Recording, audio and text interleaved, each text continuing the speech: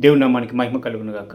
ఈరోజు మన వాక్య భాగం మనం ఎట్లాంటి వ్యక్తుల దగ్గర ఉంటున్నాం అనే దానికంటే ఎట్లాంటి విషయాలు మనం నేర్చుకోగలుగుతున్నాం అనేది చాలా ప్రాముఖ్యమైనటువంటి విషయం. మన వాక్యంలో చూసినట్లయితే రెండో రాజుల గ్రంథంలో అక్కడ ఎలీజా దగ్గర ఎలీషా ఉన్నప్పుడు, ఆయన యొక్క సేవకుడిగా ఉన్నప్పుడు ఆయనలో ఉన్నటువంటి ఆత్మలో రెండింతల ఆత్మను నాకు దయచేయమని ఆయన యజమానుడిని కోరుకున్నట్టుగా మనం చూస్తాం. దాన్ని బట్టి ఆయన యజమానుడు చేసినటువంటి గొప్ప కార్యముల కంటే అనేకమైనటువంటి గొప్ప కార్యాలు ఎలీషా చేసినట్టు మనం చూస్తాం. అదే ఎలీషా దగ్గర ఉన్నటువంటి ఆయన సేవకుడు అనేటువంటి గేహాజీ విషయంలో మనం ఏం చూస్తామంటే, ఆయన నామాన్ని ఇచ్చేటువంటి ఆ వెండి బంగారం వస్త్రాలపైన ఆశ కలిగినటువంటి వాడుగా ఉన్నాడు. కానీ తన యజమానుడు కలిగి ఉన్నటువంటి ఆత్మను పొందుకోవాలనేటువంటి ఆ యొక్క గ్రహింపు ఆయన లేనటువంటి వాడిగా ఉన్నాడు.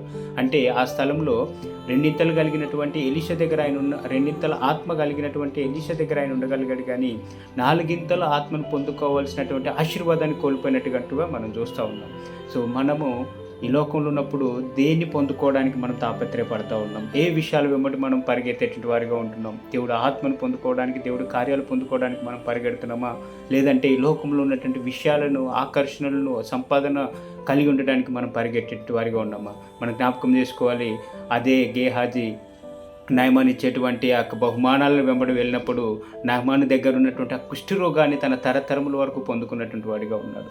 అలాగే ఎలీజాని చూస్తే ఎలీషా రెండింతల ఆత్మను పొందుకున్నటువంటి వాడిగా ఉన్నాడు. ఏ విషయాలు పొందుకోవడానికి మనం పరిగెడతా ఉన్నాము? ఈ రోజున మనల్ని మనం జ్ఞాపకం చేసుకున్నాం, స్వపరీక్ష చేసుకున్నాం. ఈ చిన్ని మాటలు దేవుడు మనకు ఆశీర్వాదకరంగా చేయక